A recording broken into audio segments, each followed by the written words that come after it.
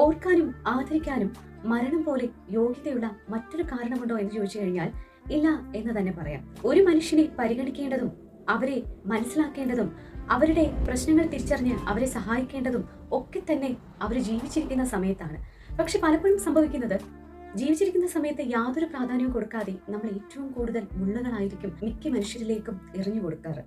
ഒടുവിൽ മരിച്ചു കഴിയുമ്പോഴും അവരെക്കുറിച്ച് പറയാനായിട്ട് വാക്കുകൾ തികയാത്ത അവസ്ഥയിൽ. നിങ്ങളൊക്കെ മരണ വീടുകളിലൊക്കെ പോകുന്ന ആൾക്കാരായിരിക്കും അല്ലെ?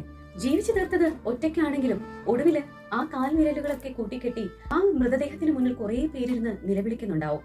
ആ നിലവിളിക്ക് മുന്നില് ആ മൃതദേഹം ഇങ്ങനെ ചമഞ്ഞു കിടക്കുന്നുണ്ടാവും. അങ്ങനെ ചമഞ്ഞു കിടക്കുന്ന മൃതദേഹത്തിന് മുന്നിൽ എപ്പോഴും നമ്മളൊരു ചോദ്യം കേൾക്കാറുണ്ട്, ഇനി ആരെങ്കിലും വരാനുണ്ടോ എന്ന്.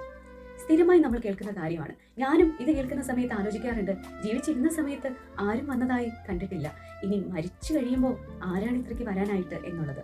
പക്ഷെ അങ്ങനെ വരുന്നവരും ഉണ്ട് കേട്ടോ. ചില കാര്യങ്ങളൊക്കെ തിരിച്ചറിയുന്നതും ചില കാര്യങ്ങളൊക്കെ നമ്മൾ വിചാരിക്കുന്നതിലധികം സംഭവിക്കുന്നതും ഒക്കെ ഒരു പക്ഷേ ആ വ്യക്തി നഷ്ടമാകുമ്പോൾ തന്നെയായിരിക്കും. കിട്ടുമെന്ന് ഉറപ്പുള്ളതായിട്ട് ഒന്നേ ഉള്ളൂ ഈ ലോകത്ത്, അത് മരണം തന്നെയാണ്.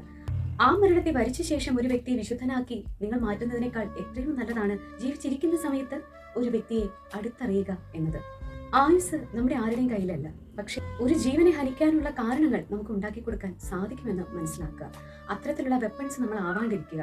പകരം ചുറ്റുമുള്ള മനുഷ്യരെ ഒന്ന് കണ്ണോടിച്ച് നോക്കുക. അവരെ മനസ്സിലാക്കാൻ ശ്രമിക്കാൻ ഒരു ശ്രമം നടത്തി കഴിഞ്ഞാൽ പലപ്പോഴും ഈ ശൂന്യത അനുഭവപ്പെടുമ്പോഴുണ്ടാകുന്ന ഇത്തരത്തിലുള്ള പ്രഹസനങ്ങൾ നമുക്ക് പരമാവധി കുറയ്ക്കാനും സാധിക്കും. എല്ലാവർക്കും നല്ലൊരു ദിനം ആശംസിക്കുന്നു. മറ്റൊരു കോണ്ടന്റുമായി നമുക്ക് കാണാം മറ്റൊരു വീഡിയോയിലൂടെ.